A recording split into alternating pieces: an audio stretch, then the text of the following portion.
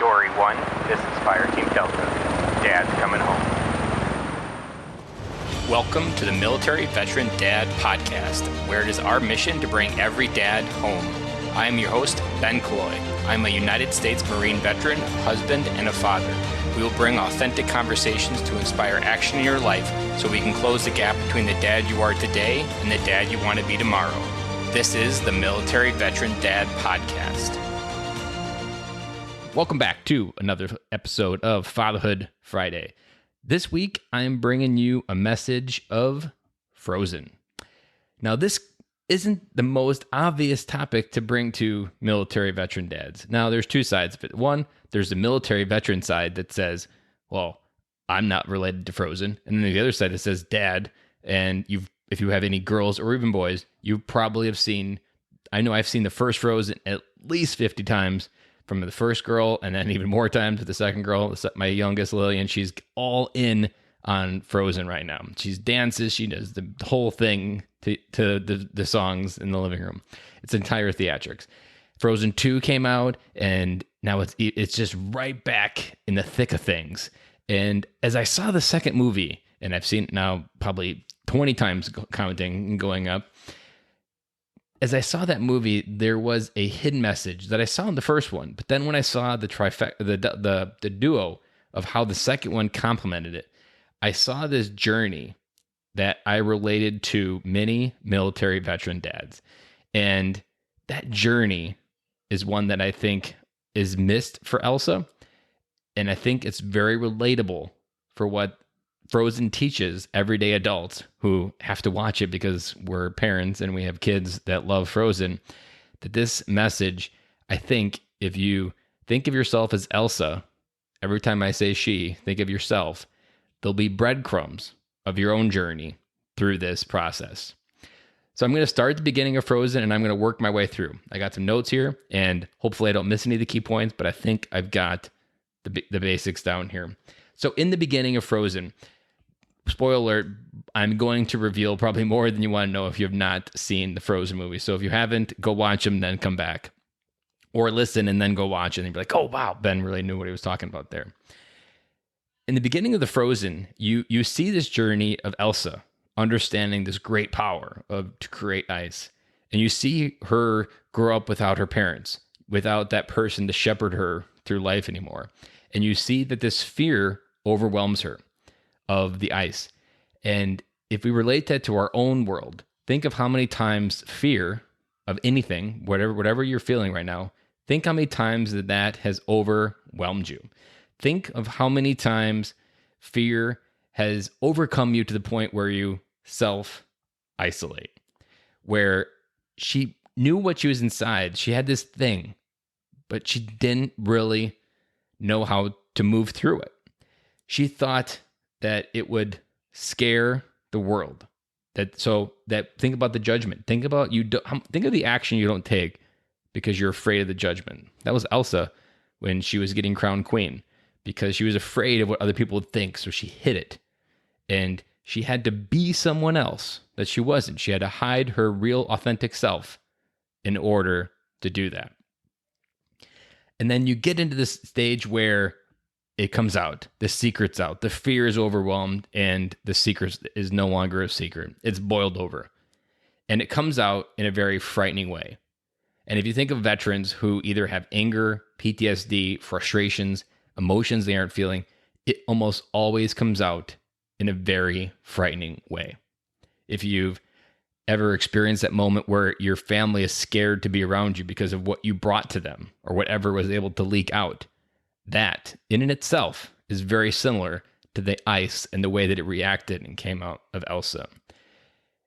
And because of the way that it came out, she did the instinct, the flight or fight, and she ran. And she ran away. And as she ran away and got further from the process of being closer to that community that she was scared of, she realized that she could just be herself. That she could just be exactly who she was meant to be. And this is where the famous song, Let It Go, comes into play.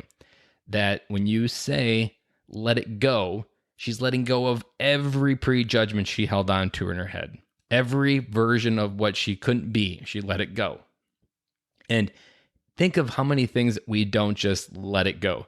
That even for me, this is something that I relate to a lot to Elsa, because there are a lot of things that I didn't do, this podcast included, for just not letting it go, like holding it on far too long, waiting for someone to just not give me permission. Like, it was a real thing. And I think many veterans out there are very similar to what Elsa goes through, that they just wish they could let it go, and they wish they could run away, and they think that's the answer. And when they get away, they do find space, they do find peace, just like Elsa as she's running up on the mountain.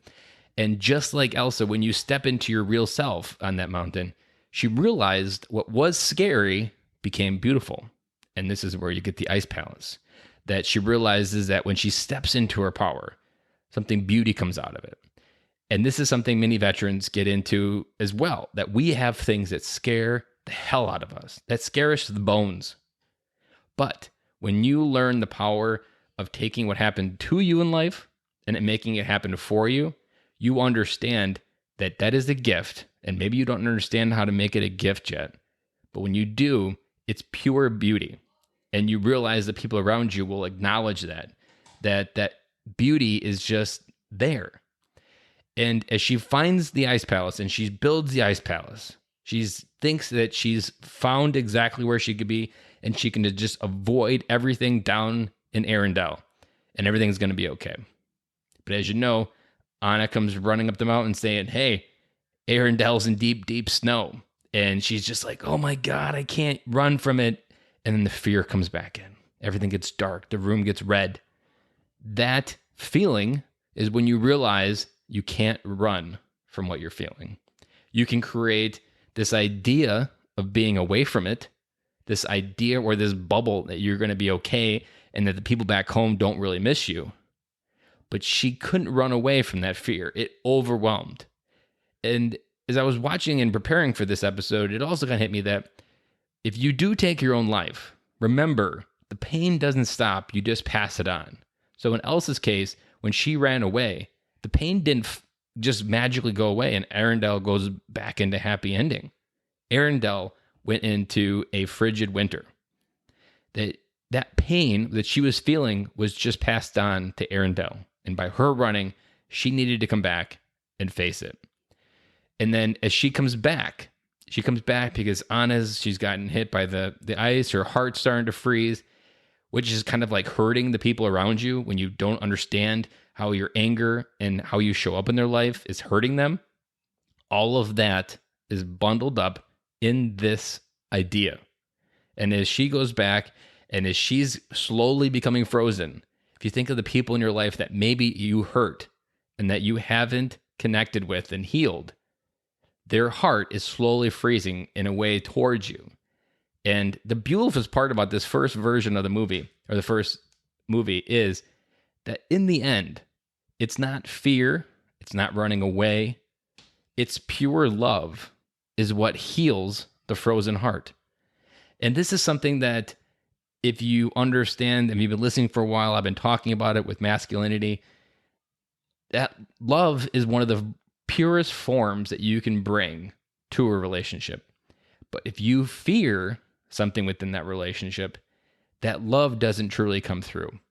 And with that final lesson in that first movie is you remember that love will override whatever you're feeling of fear, but you have to be willing to receive it. Think of all the people that maybe you shut out of your life, whether it be your wife, maybe your mom and dad, whoever it may be. Think of those people. Think of the people that you froze out and you did not allow that love to be received. Because in this case, Anna's last thing was to save her sister's life. That love conquered it all. And it's something we need to remember as we heal through whatever it is we're growing through, that all of this happens and that love is one of the most powerful, most beautifulest versions of what we can bring to the world. But you can't bring it if you feel that storm, especially that storm like in the end of that first movie. It's just swirling around. Nobody can see anything. That storm is so powerful. But no matter what, the love of the sisters is able to break through. And the storm almost instantly goes away. And like, how many times have you been able to have that moment with whoever is in your life, come into your life, and you receive that love, whether it be a hug from a friend or someone you just share a story with. You share that story and you're like, oh, I can breathe, or you feel the weight lifted. That's the storm kind of going away in the end of that first Frozen movie. And it's just a brilliant way of where you understand the pain that you're feeling. You understand that you can't run from what you're feeling inside, and that you can't just keep facing it with fear. You need to confront it, and you need to be able to understand that it is beautiful. It's not something that's scaring you. It only scares you because it's powerful. But just like Elsa's ice power, it can bring fear and look devastatingly frightening, or it can be something beautiful that transforms worlds. If you think of anybody that's out there, that military veteran that takes their PTSD message and does keynotes, there was probably a world where they were running from that story.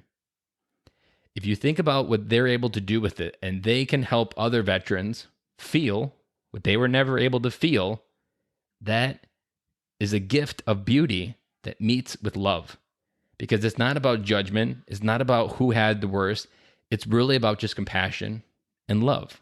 And that is so powerful within the process of coming home to our families. If you think of the theme of this podcast, all of that happens through the process of honoring the fear, understanding that it only is fear because you are running from it. And that when you embrace it with love and curiosity and appreciation and allow the people in your life to love you and to receive that love, then can you start to understand how you can come home. And I had no idea the second Frozen movie was going in the way that it did. And when it did, it was even more beautiful. So if we switch to the second Frozen movie, you start the movie where you've understood your power. You're starting to feel this calm. And the movie opens with everything kind of seeming perfect, and it's the fall, and life couldn't be better for Elsa. But then she hears this voice. And the voice I attribute to very similar to when you feel that calling, when you feel that knock of curiosity on your shoulder that might be your passion, when you're not living up to your truest self, when you're just kind of not setting big enough goals to reach your full potential. That is that first moment when she starts hearing that song. That is that very first idea where she starts listening to this voice that only she can hear, because only she can understand what she's not holding up to. And so as the movie progresses, she starts following it. And as she starts following this voice up the mountain, and you learn about everything and why there's a mist, you think about the idea that oftentimes your potential is kind of in a mist, that you don't often see what you're capable of. And you have to go blindly into the mist, and only you can go through that. And you can bring people with you, just like in the movie. And so when you bring people into the mist, then she kind of explores her past a little bit in the beginning there. And she identifies some of her core roots, that her mom was part of this tribe. That's a lot of when you allow yourself to feel what you need to feel, you can start seeing the world differently. Now, if that was in the first Frozen, she would never been able to see and understand her power and how it can get her through this next journey.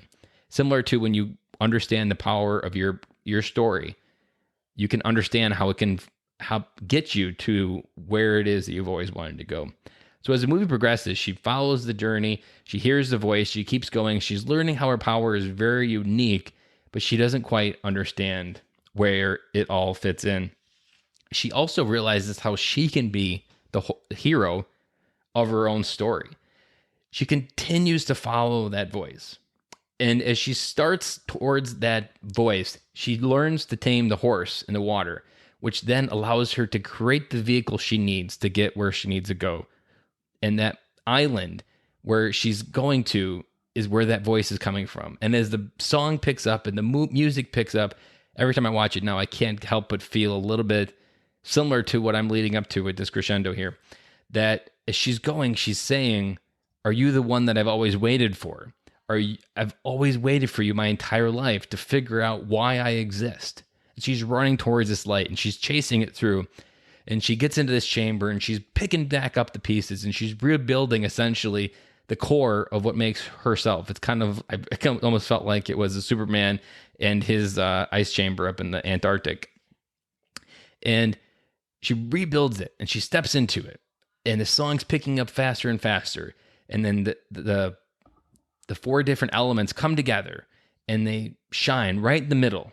And this bright beam of light comes from that middle and shines right down on her. That she is in the middle of that fifth spirit. She is the fifth spirit. And it kind of wraps up right in the moment, all in the same moment. She'll say, "Are you the one that I've always waited for?" And bam, she realizes that she's been waiting for herself the entire time. That her story was herself. She just wasn't fully stepping into that version of who she needed to be. And then the best part, right after that, all these stories and all these ice crystals appear of her past, good and bad. And what she realizes is that all of that shaped who she was. And if you've been listening, I talk about it quite a bit, that life doesn't happen to you, life happens for you. And in that moment, she realizes all of those things, every one of them, happened for this moment that she was in to happen. And so as she's in this moment, she stepped into it. She literally goes through a transformation. Her clothes change, her energy changes, her curiosity changes, but then she starts following again to figure out what happened in the past. And as she follows, she learns that the dam's not supposed to be there, and she learns that it was under very bad circumstances that it was able to be there. But as she did all that, she started to understand that the past has wrongs and you need to have them corrected. And that a little bit like for veterans, like you can't just reboot and move forward without sometimes correcting some of those core fractures in your past that maybe are severe strains within your family. Maybe you've isolated yourself from your family, your mom and dad, whatever it may be. Those have to be mended for help you to move forward. And Arendelle doesn't have a future until this is rectified. So even if she stepped into her own power, even if she becomes exactly who she was, there was still no future because the past hadn't been healed. The freedom to explore who she was wouldn't be there. But then she realizes that she freezes herself and she sends one last message to her sister. And when she sends that message, I took that as a key moment to realize that she couldn't do it alone. And I talk about it all the time on the podcast. You were never meant to do life alone. You need a tribe. And that's kind of the last lesson that Elsa gives us, that you need people around you. You need a strong network. You need Anna. You need Sven. You need all of them. You need Olaf. You need a team of people that care about you to help get you where you need to go. And the crazy part is her sister, again, ends up saving her, but only because she creates a piece of vulnerability. She enters into her power and she understands how she needs to receive help from others to get where she needs to go. And in the end, she's able to save Arendelle, and they all come together in this big, nice, happy ending. Anna gets married. It's perfect. She becomes queen. Elsa becomes the person within the tribe. And she realizes that your path that you're on doesn't always have to be the one that you're on. And she realizes that just because this is what you think you need to be, doesn't mean that's where you need to be. But through that entire journey of understanding the fear from the first one, understanding how love conquers it, understanding her place in the world, understanding her power, understanding her strength to be at the center of these four spirits and to be a calming spirit herself within these, to tame those. That is just a pure love for everything around her. Very similar probably even to like a Buddhist monk, where it's just kind of peace around her. Like that's where she felt like she was peaceful, because the storms inside, that feeling, that calling, the purpose of why she exists, it was kind of all gone.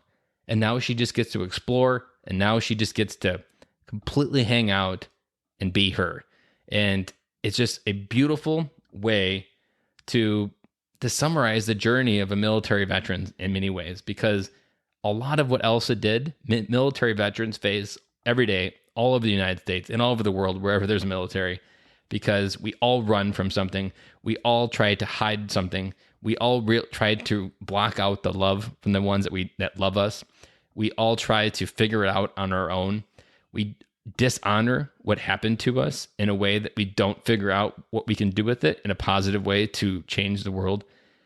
All of that is very similar to Elsa's story.